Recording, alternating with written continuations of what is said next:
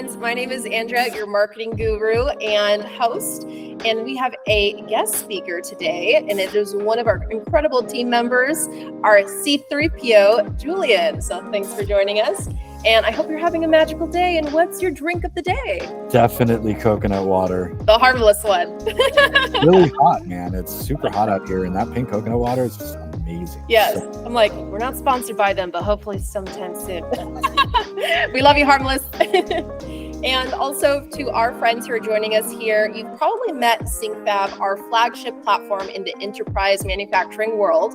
They're masters of traceability, security, and compliance in industries such as aerospace, automotive, and medical devices. Using cutting-edge, non-fungible tokens, they track parts from quote to installation, ensuring the agile supply chain from top-notch security. So from quote to ta-da, it's installed. So parts zoom through the supply chain like a boss, and no cyber threats. They're no match for SyncFab's high-tech shield. So you may be wondering, what in the world are we doing at Smart MFG these days? We are now embracing the fun and entertaining realm of our business. So we are currently in pre-launch of finishing up our marketplace for our 3D makers and creators. From TV, film, AR, VR, gaming, to concept art, industrial design, and architecture. So we continue to push boundaries, unlocking new possibilities, and ushering in the new future, revolutionizing industries and creating a world of possibilities. So our goal is to get your work out into the real world. And imagine if your 3D model is the next innovation in space, VR, gaming, or the medical field. So get ready to level up with Smart MFG to the moon. Our partners include SyncFab and Polygon, and our token is featured on Coinbase Custody, Uniswap, 1inch, and Matcha, and we've also been featured on Forbes News. So part of my first question here, Mr. C3PO Julian, is I hear that you have a background in the arts and that you worked also in the film industry to start. I do have a background in the arts, actually. I started initially in the arts, and I'm still very loyal to it. I guess my path in the arts led in a different direction than most. I ended up on art departments in the film industry and doing a lot of fabrication and building props and sets and whatnot. Ended up a visual effects coordinator. This is over the course of many years now. I'm kind of old. You can see all the gray hairs. So I spent 20 some odd years, 25 years in the film industry. But at one point, I was so focused as a visual effects coordinator on just all of these amazing technologies. This was back in, say, 2007. I went back to school for industrial design and product design specifically. I was really focused on things like CNC fabrication, like using robot arms to make things, or like laser cutters, 3D printers, all the different digital fabrication techniques. And they worked directly into what I was doing at work as a visual effects supervisor. So really, when I went back to school for that stuff, it kind of transformed my entire relationship to making things. I ended up opening a makerspace in Miami's first makerspace at the time, Make Shop Miami. And it really just kind of recontextualized my entire relationship to being a creator. So at that point was just really kind of exploring all different kind of creative applications of technology. And I had a bunch of friends that were involved in Occupy Wall Street, and they turned me on shortly after all of that to a really interesting application of blockchain technology to finance. And that's ultimately the creative application of technology that led me to where I am today. So years later, I was, very knowledgeable about blockchain technology and about digital fabrication and using all of these CNCs and whatnot to make things. And that's how I joined the team at SyncFab. So that's the short version of the last 25 years of my life. But originally it did all start in the arts, and I still am a creative. I still make art every day. I still sometimes take jobs in the film industry, although I'll admit that's rare. It's like maybe 2 or 3 jobs a year in film. I haven't been focused on that for many years now, but I still have a lot of old friends and loyalties there. You have so many different talents too, in a wide array of different disciplines. I feel like as the years went by that maybe your passions transitioned when maybe a friend was doing something, or you were inspired by a show or a game, or kind of like what made you decide, hey, I want to pivot to something else? I mean, It's one way to think about it, that it's a lot of different talents, and it's true. It's not untrue, but from my perspective, it's all been pretty concentric. I've been exploring different aspects of some of the same things. When you talk about making things, it's a broad enough umbrella that everything that I've done is really about making things. It's just different applications or different techniques. Like I didn't focus in on, let's say, ceramics or metal welding or wood. I could have, but instead I just embraced the larger umbrella of just making things, all the ways that things are made and all the different applications of making. So I don't really have like a specific thing other than that kind of covers it all. I feel like it's been really interesting too, because there's a lot of talk about how the industry has become a different business model because, like actors have become writers, they become directors, they become producers, directors and producers, now they're writers, and now they're learning visual effects, right? And some people in the industry are also having side businesses. So it's kind of an interesting topic, maybe because the industry isn't stable, right? And so we're creating another kind of stable income. And for example, Millie Bobby Brown, she has her own makeup line, right? There's a lot of other celebrities and actors who have another line of maybe a source of revenue. So is that also what you feel like over time that you've developed of, hey, if I have as many skills as I can, then I can kind of create more stability too, because the industry isn't always stable? I don't want to sound too philosophical, so I'll start by saying that I love Millie Bobby Brown. I'm 11 forever. Yeah. I like move things with my mind. And that I think she and all women and all entrepreneurs should be able to do whatever they want and do lots of things. Like the philosophical thing that I don't want to get too philosophical with is that life is change, and that really the best way for us to frame ourselves is to not frame ourselves. Everybody wants like the business card short answer when they say, so what do you do? But the fact is, it's like I do a lot of things. So like when people ask me that, I say I make things. There's a lot of things there. We can dig into the detail, but like the less I define myself, the more flexible I am to change. There's a lot of change behind me in the last 30 years of making things. I've seen tremendous change, and I expect the next 30 years to have even more change. Like with AI out there now, and that just kicked in the last year, that's going to change the way people make things forever. And it's going to change the last 20 years of the way we interact with the internet. That's all going to change now. The internet itself changed things when it came around. Cell phones changed things.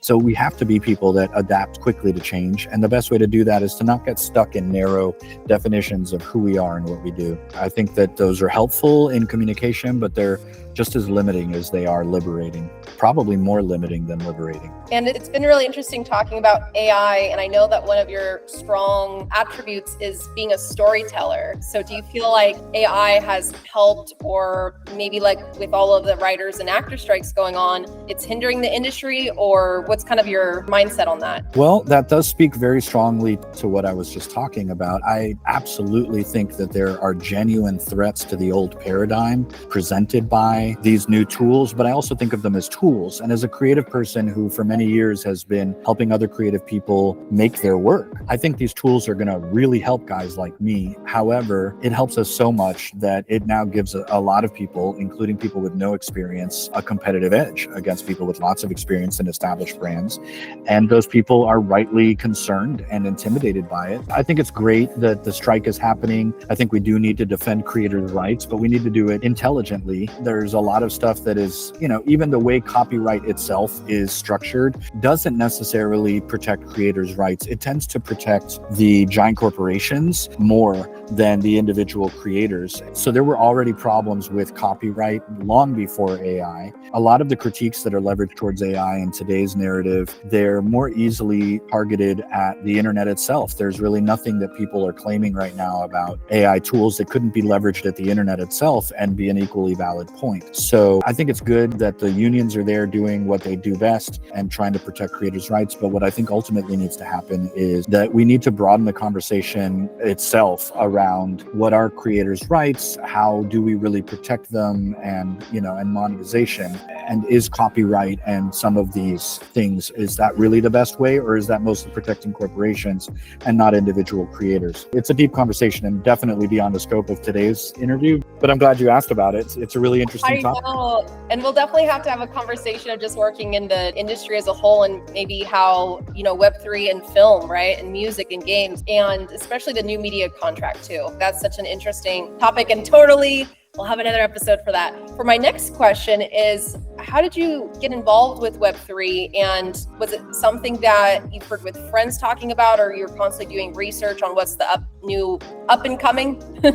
Well, both really. My whole life I'll never be able to change that. Occupy Wall Street was how I got involved with Web3. I was on media team here at Occupy Venice and Occupy Los Angeles, and very actively I was out there with like billboards with graphs on them, which you don't usually see, trying to explain fractional reserve lending to people and Citizens United and how these things were problematic. And because I was on the media team, I was working very closely with tech, and that was the same group of people that a couple of years later were like, hey, have you heard about this thing called Bitcoin? And long conversations with them and about the idea of disintermediating central banks and decentralizing finance sounded like a really radical concept to me and a really radical tech application. So that's why I first bought Bitcoin in like 2012 after having conversations around it that started in like 2010. But those were all Occupy people back then, and it was a very revolutionary kind of radical political disintermediation that I was trying to get involved in. This was long before a lot of things started happening that weren't really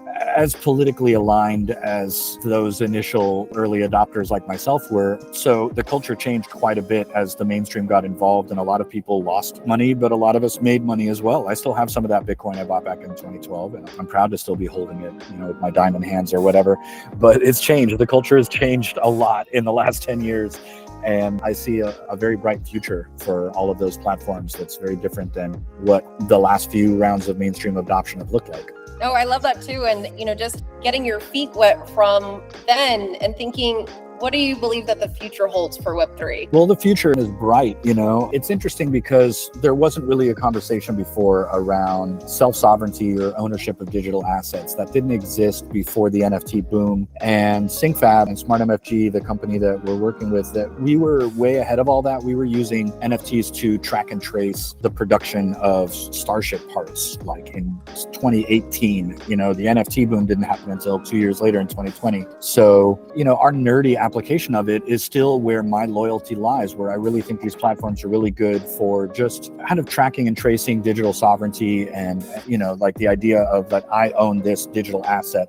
That didn't exist before. There wasn't really a platform that tried to answer that as a use case. So it was a little disappointing to see that the wave of mainstream adoption was mostly around PFPs and whatnot, profile pics, and a lot of speculation on things that may or may not actually hold long-term value. But it was mostly hyper-financialization or hyper-monetization, which I don't think is the ideal use case for blockchains or non-fungible tokens. But the mainstream really embraced that, and I really think it's great, and there are great use cases in the arts and in digital assets in general that have yet to be explored and built on. So I think as we continue to do that and we get past kind of people's negative feelings about maybe investing badly or just, getting overhyped and aping into some tokens that maybe didn't hold their value, people will see that there aren't any really other than blockchains ways to tag your digital assets and say, I own this and I can prove that this is the original and this is a copy. That doesn't exist anywhere else on the web.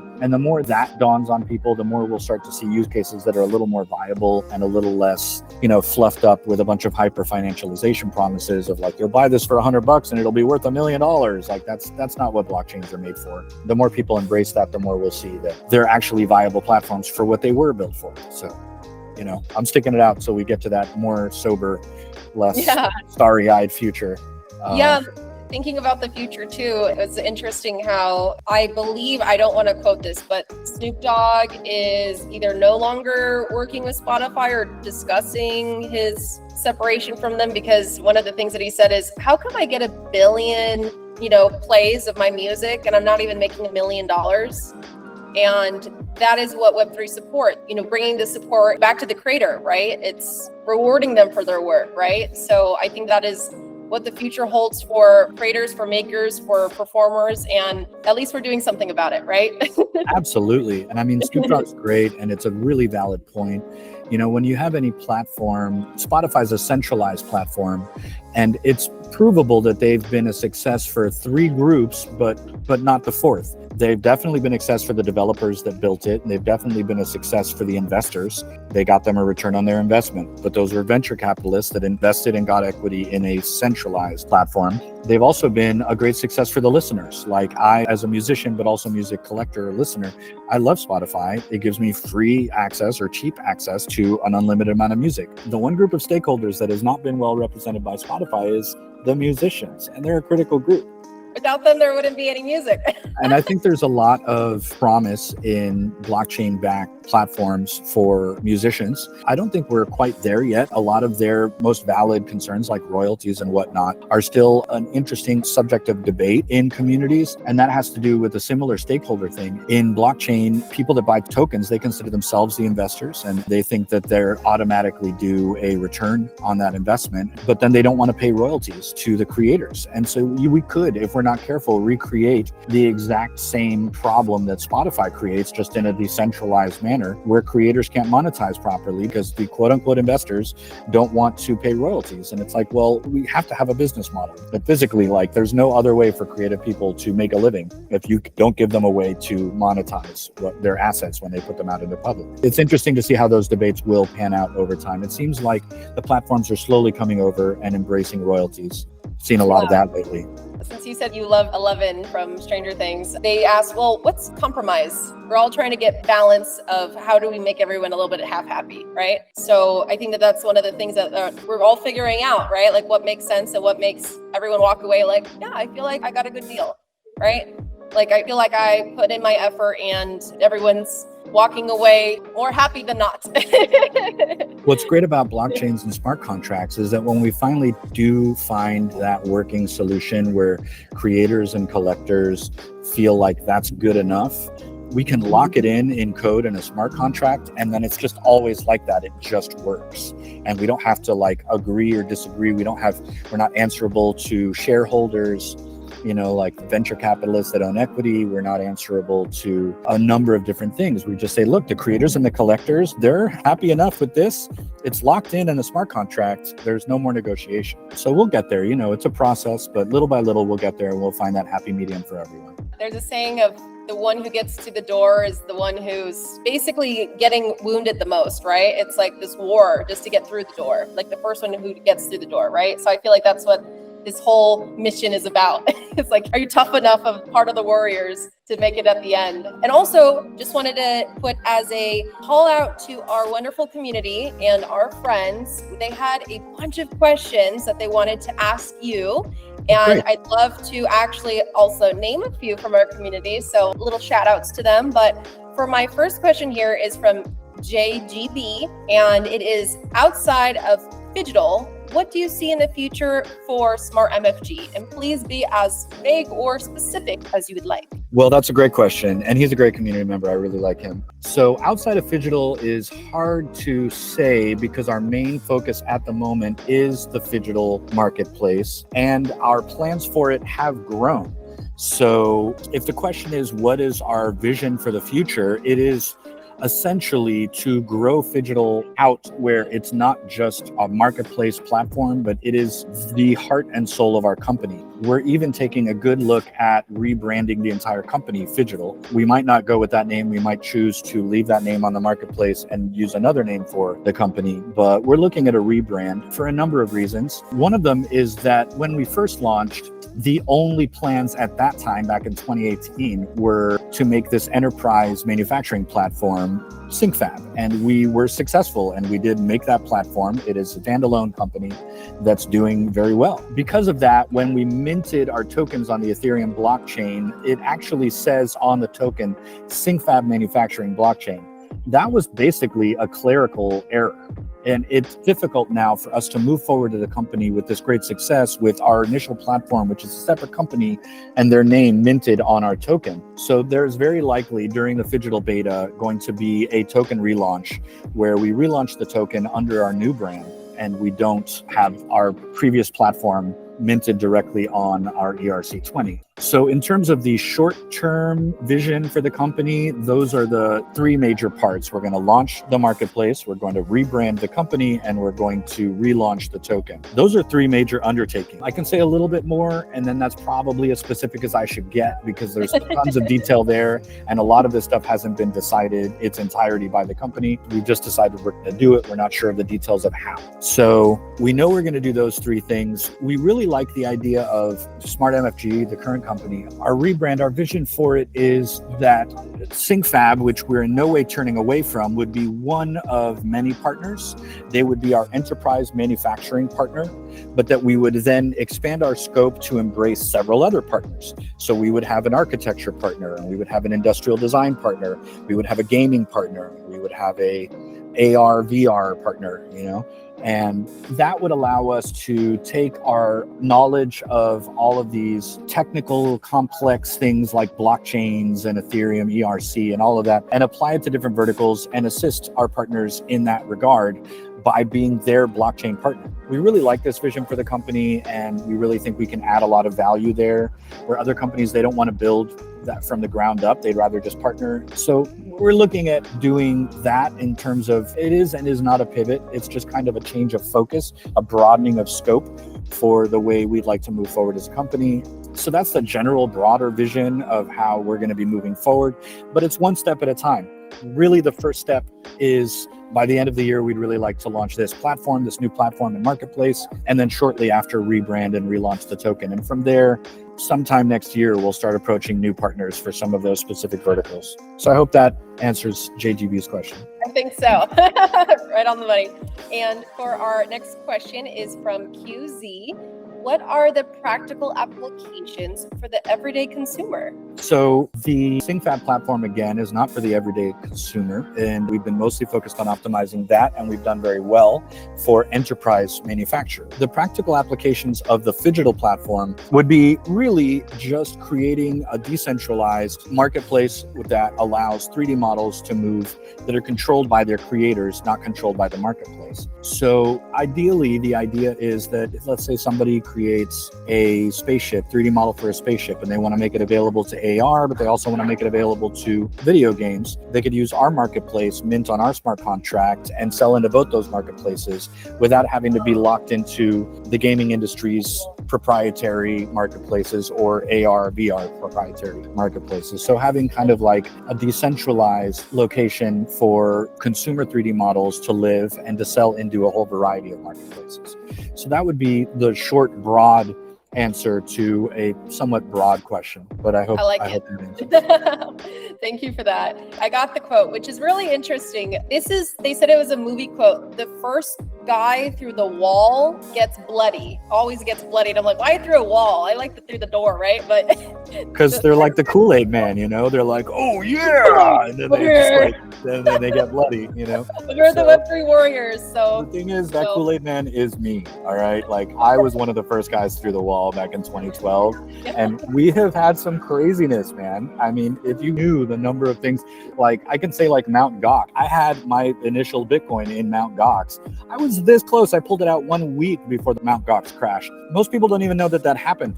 Like, it was massive. None of those people got their money back. I was this close, and I moved it to Coinbase, which nobody had ever heard of back then. It is now the biggest thing. Coins on Coinbase anymore. I think it's very important. But that's what the first guys through the wall, a lot of them took that to the face. And then a lot of people, they didn't get into this until 2018. And just imagine what the Luna collapse or like FTX or any of that stuff. There have been a lot of major players that have seen some real impact. So that's what you get for being an early adopter. It's only being the first. But if you got the grit, exciting. It's definitely never boring. Yeah. I've not been bored. 11 years in blockchain and I'm still not bored. Yeah, never. I got some cars. It's too exciting, but yeah, you come out with some battle wounds on the way. Battle scars. Our next question is from Herman, if I'm saying your name correctly. Liquidity programs for DEX. Next milestones and dates, if you could share. Okay, so we had a liquidity program on Bancor. We were very excited about it. It was amazing. They had this impermanent loss protection program that was unprecedented, and it was on Bancor version 3, I believe. This isn't my personal department to handle. Henry handles this. But then we had the whole Luna collapse. And if I understand correctly, Banker was heavily invested into Luna or something like that, or holding a lot of it. And so all of a sudden, like a lot of institutions, Banker had to pause their impermanent loss program and their whole version 3 liquidity provider pool. And we had already put a ton of liquidity into that for liquidity pools. So we left our pools with Banker, but they eventually fully sunsetted that program. We were hopeful they would restart it. Do we have plans for another one? Yes. Are they specific or anything I can announce? No. Are we definitely going to be doing some kind of liquidity pool? Yes, we will come back to that.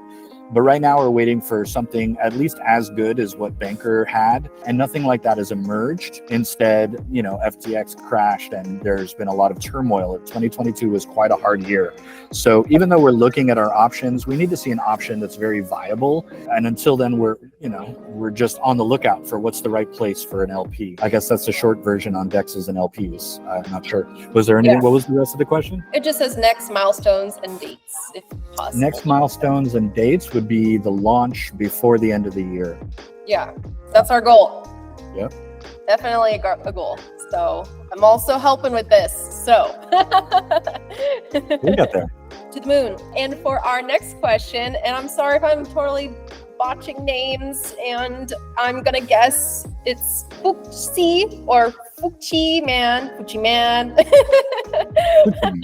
Will the MFG token have any utility in the upcoming platform or any future projects? Yes, it does. There are some fundamental changes taking place with the rebrand and relaunch, but it is absolutely by design going to play a part in our future platform. We're not eliminating the token. We're just changing it to make sure that it sits in the right place in that platform and not in some other place. So stay tuned, and more info on that will be released shortly. Take some time, a little bit of creativity.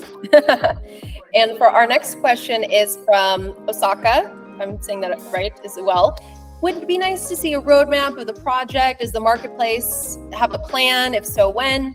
Essentially, we were handed down instructions from our COO that we should not release roadmaps with dates. We understood that. We know there are a lot of investors that are heavily attached to dates for their trading activities. However, we are a utility token. So right now, we're just giving general focus, like this is what we're doing in the direction we're heading in, and generally when we're trying to be done by.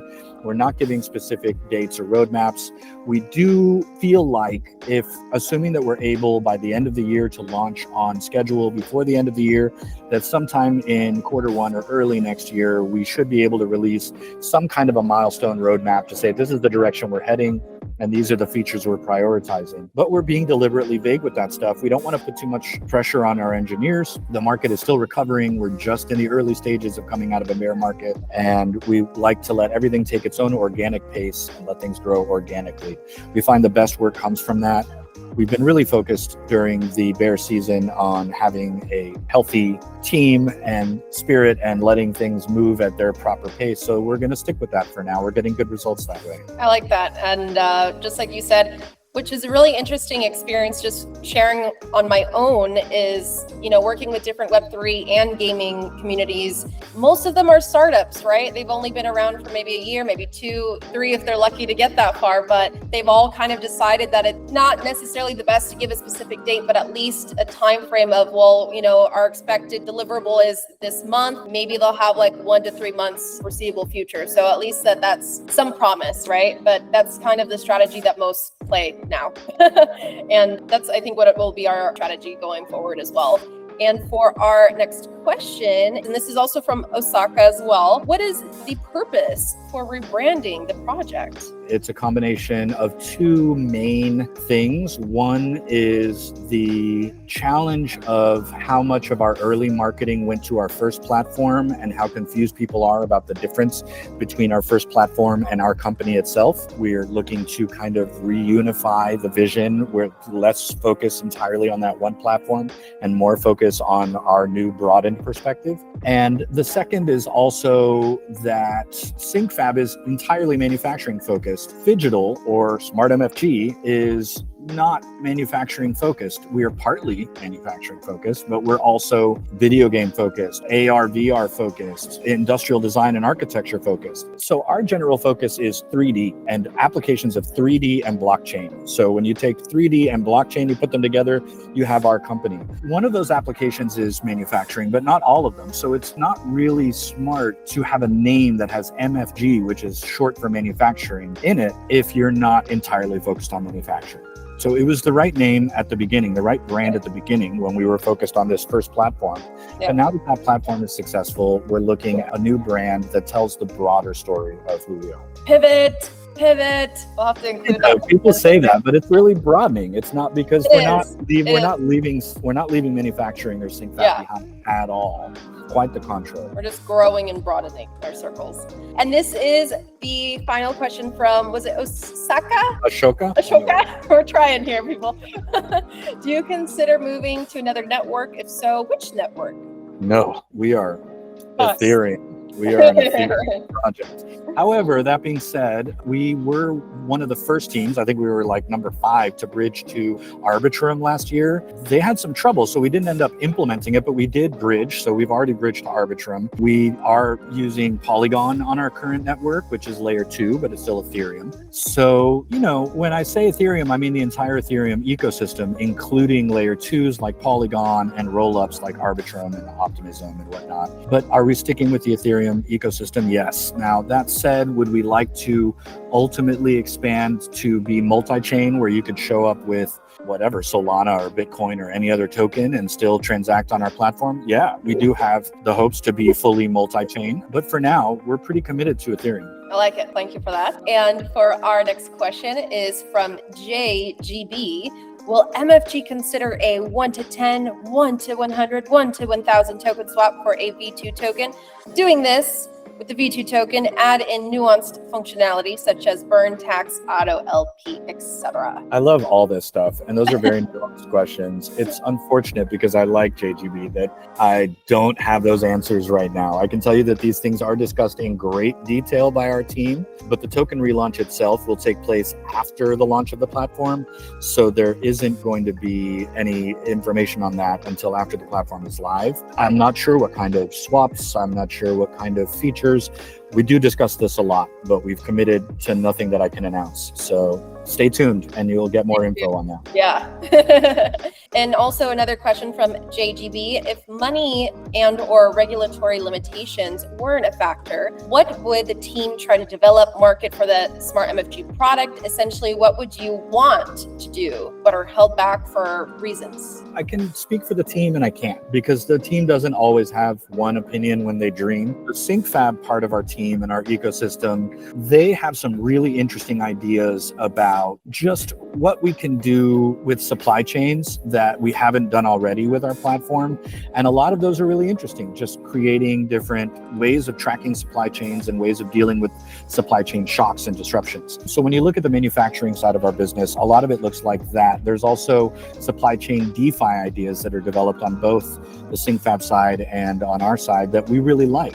A lot of that stuff requires rich data that we don't have access to or liquidity that we don't currently have. However, this stuff comes up enough that once we do have more liquidity and more budget, we will continue to look at expanding in those directions because we really think we can create solutions this way that you could never do on anything but a decentralized platform. So put that to one side as like has been discussed for years, but we don't have what we need. It's not a regulatory issue at all. It is somewhat of a budget issue approaching some of those things. There's a gamer contingency in our community that would like to go really hard on gaming. I think gaming is really well addressed already. We want to build for gaming, but we're not going to focus entirely on them any more than we're going to focus entirely on blockchain. So you can think of those as the two polar opposites in our broad scope that would love us to get very focused on them, and we're not yet.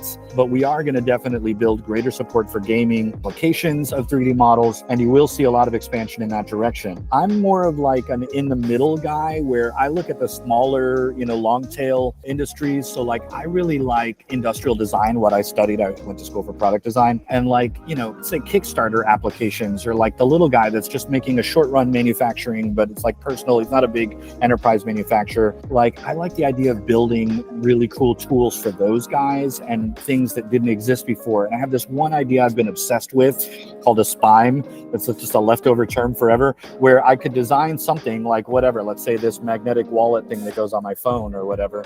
But then I put the 3D model out there and other guys can remix my design and have it somehow connect back to my original digital asset, and you can track them so that they're all connected to the same spine, so that all the variations of the magnetic wallet thing, they're all one spine. It's a really far out idea. I didn't invent it. A guy that went to my alma mater did back in the day and coined it back in the day, and it's mostly forgotten by the tech industry, but I feel like it's an idea whose time has come, and I feel like blockchains and non-fungible tokens are the right platform to do that kind of thing. We're not there yet. It takes smart contract innovation that we have not currently developed. It's not right at the front of our milestone roadmap list. But is it on my mind? Yes, it's on my mind. So when I daydream about what would I build if I could build anything, that's kind of the thing I'd like to build. I really think the world is ready for that. And I think interesting things would come from it that couldn't have come from any other platform. So that kind of covers the gamut of what directions our team likes to dream in. But right now we're just focused on getting a fully functional site that delivers what the community already uses and likes. So we're going to stick to that for now and take the dreams on one by one. I like the spime. Hopefully we get to use it. We might have to rename it. You know, some people think the name is weird, but the concept is cool. Yeah. So look it up. Also, for our next question is from Crypto Webbits. Are the SyncFab team, or is the SyncFab team still involved in this project as it began when we first bought the token since the ICO? Yes, the answer is a resounding and strong yes. Many SyncFab team members, like myself, are now Smart MFG team members. I jumped over. I worked there for a year and then jumped over here. We have a bunch of the same advisors as SyncFab. We have a bunch of shared meetings. The SyncFab co-founder is our product advisor. They regularly join our meetings. We reach out to them. Every team member, including Andrea, she literally reached out, I think, yesterday to a SyncFab team member, where there's a constant communication between our teams. We also share resources. We share graphic design subcontractors and UX subcontractors and server hosting. They're very, very closely linked.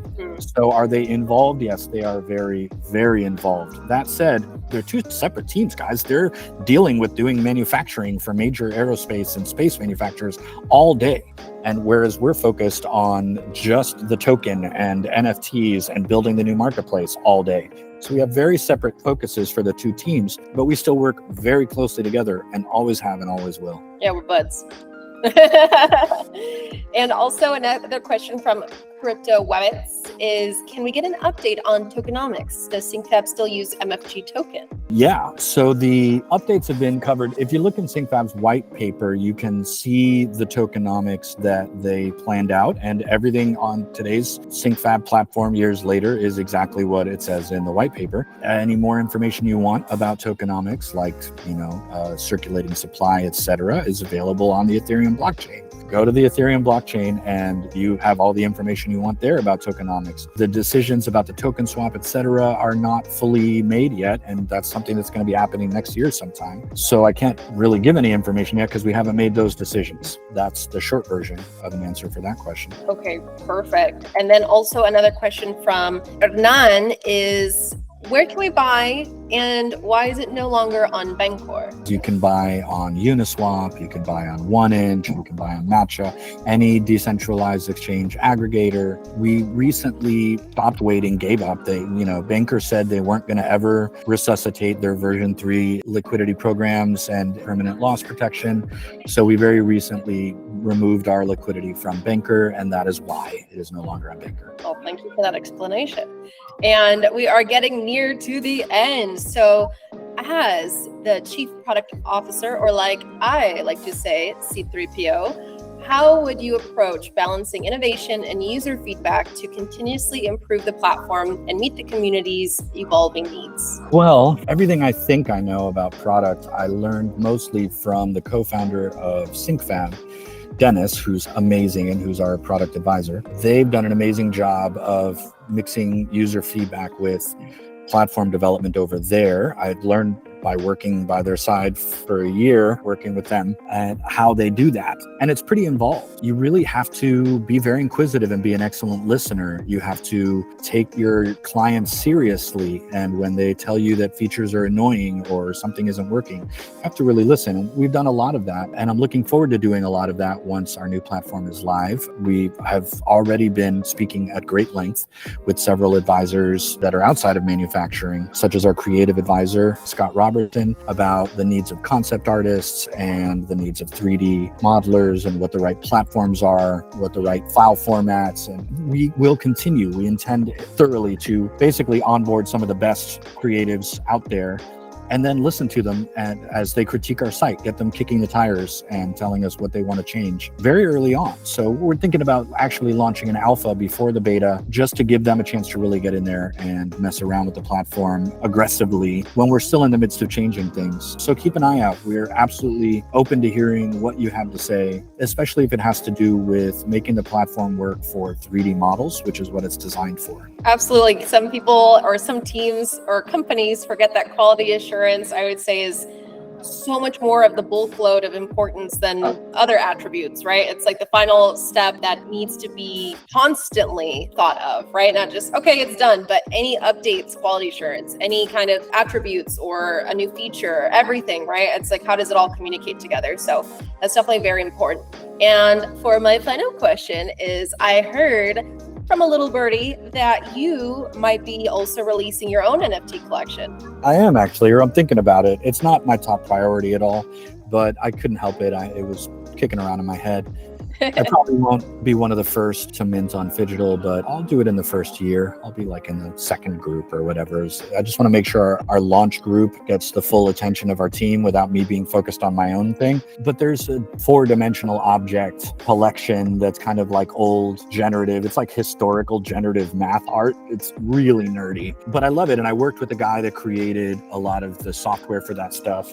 And he did it in WebGL, and our platform is very friendly to GLTF. So I decided, you know what, let me reach out to my buddy that made this cool stuff and see if he's okay with me putting it out there as a fundraiser to develop even more cool WebGL stuff. And he was into it. He said, look, I'm too busy. He's like doing virology stuff now. He's a mega genius, way beyond me. But he's like, just whatever, just do it, man. Yeah, you got my okay, put my name in the acknowledgements or something. And so I decided I'm going to go ahead and mint those as a fundraiser to do some really interesting 4-dimensional stuff, potentially in AR and VR.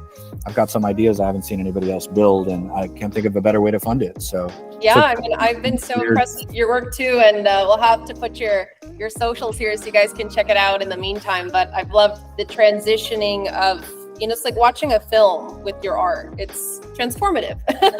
It's very beautiful. I love the colors, your themes. So yeah, a must see. I'll tell everyone to go as soon as it's released. We'll be all talking about it for the friends and family, sharing it all, giving you love.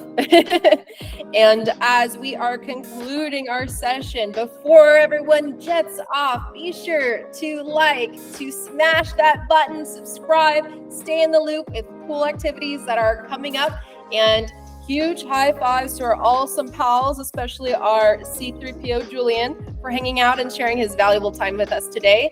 Keep exploring with Smart MFG's wonders, and until our next decentralized adventure, stay pixel perfect and curiosity fueled.